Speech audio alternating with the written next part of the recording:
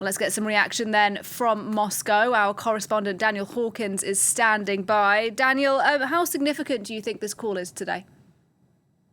Well, it's positive news, certainly, that there's dialogue happening and talks are carrying on, because Turkey, of course, has been a very key mediator in this conflict. It's mediated the Russian-Ukrainian grain deal, numerous very significant and high-profile prisoner swaps, as well as the situation surrounding the Zaporizhzhia nuclear plant. In fact, it's Turkey that's presided over any sort of talks throughout the last 10, 11 months of conflict between Moscow and Kyiv. Perhaps, and this is just my theory, Erdogan has been tasked by his Western NATO allies to put a bit of pressure on Putin to drop some key demands, while the West will put a bit of pressure on Zelensky to come to the negotiation table. In terms of a ceasefire that was discussed in this telephone call, especially a unilateral one, there's very little chance of that, because the Kremlin has said that its demands have to be met. Its demands that have been there since February: demilitarization, denazification, and now these new territories being recognized, which Ukraine, of course, will never agree to. And though Erdogan will speak to Zelensky later today, so let's see what comes of that.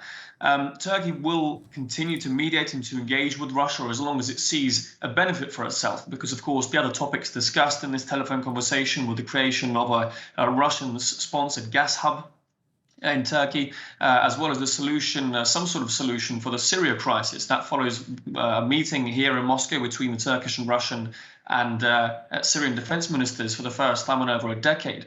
So where there is Turkish interest, where there is a benefit for Ankara, and it stands to gain more than it stands to lose currently from its relationship with Moscow, it will continue to mediate and continue to push for talks, however little chances there are of that. And right now, any concrete breakthrough in terms of a ceasefire, even following that telephone conversation, do seem as far away as ever.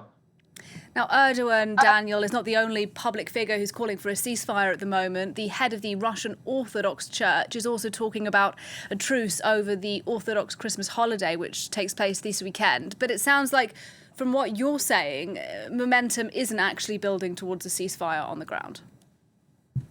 There's just such fundamental differences and such diametrically opposed demands between these two sides. And Erdogan today mentioned that he wants a vision for a fair solution for both sides. The problem is that the two sides view that fair solution so differently. Ukraine's demands of a withdrawal to 1991 borders and a military war crimes tribunal will never happen, or highly unlikely to ever happen. Let's not say never. Russia's demands of the recognition for these territories, again, highly unlikely to happen. So both sides need to drop demands, and that really depends on the battlefield success or failure from both sides as well. If we do see a fight to the standstill, which we've seen over the last 6 to 8 weeks, it does make it more likely that both sides will come to a compromise. But just yesterday, President Zelensky addressed Ukraine, saying negotiations are being held for his 10-point plan that was presented to the G20 nations back in November. He's sticking to his guns. A ceasefire, of course, would be a brilliant start. And you rightly say, the Patriarch Kirill, the head of the Russian Orthodox Church, called for a bilateral ceasefire over the Russian Orthodox Christmas, so that everybody, civilians and soldiers alike, can worship and celebrate this festival. And that's very unusual from a figure that's really been quite supportive of the Kremlin in its conflict in Ukraine, and has actually faced sanctions from the West because of his support. It's unlikely a ceasefire was going to happen, because both sides will also view each other with distrust, and we're almost certain to see, even if it does happen, it break down very quickly, because both sides will accuse each other of using it for their own military gain.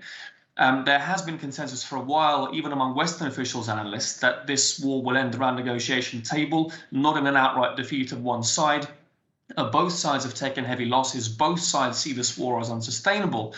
So ultimately, of course, Kyiv is dependent for survival on its Western allies. Putin has to bring something domestically to his people, some sort of victory. If these mediation efforts do continue from all sides, ultimately they will be key in getting at least a ceasefire. But we're certainly likely to see that in the coming days and weeks. Daniel Hawkins, live in Moscow. Thanks very much indeed.